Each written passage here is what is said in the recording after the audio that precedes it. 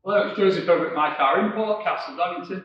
In today's video, we're just going to go through some common modifications we have to carry out on vehicles from South Africa. You see here, I've got a Toyota Hilux in front of me.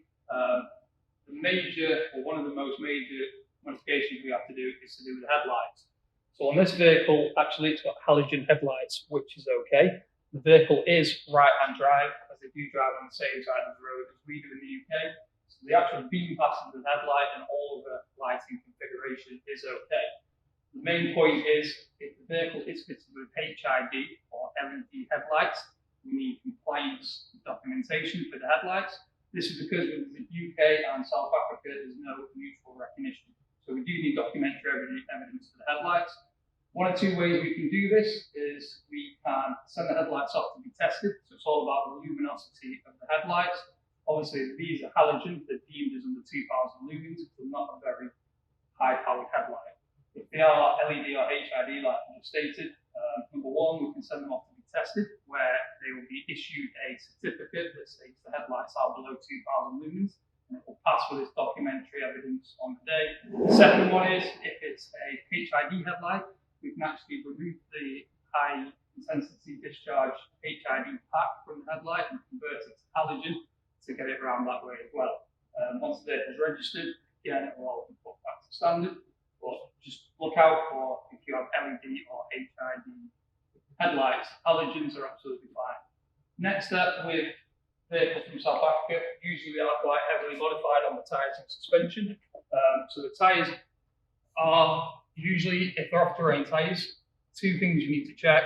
One, the speed rating of the tyre is the same as been taken off. Two, the load rating, so what the tyre can carry, i.e. the weight of the vehicle, is 3.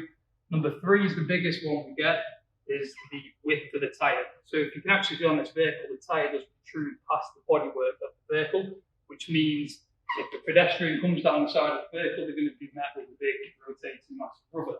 So these do need to be tucked underneath the wheel arch. Again, two ways of doing this. We can swap out the wheels. If we do have a standard set of stock, we do carry limited spare wheels. If we don't, number 2, the vehicle has to be fitted with wheel arch extenders. So what this is small rubber extenders which will fit in the wheel arch, which just brings it out wide enough to cover the tyre. Again, on vehicles, this one doesn't have any, but if the additional spotlights, pull bars, side steps, etc., these all need to be gradients. So if you just see on this tow bar here, you can see you've got sharp objects under here.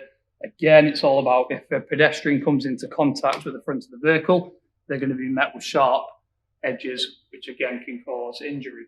Last item is the tow bar, so we'll just head over to the rear now.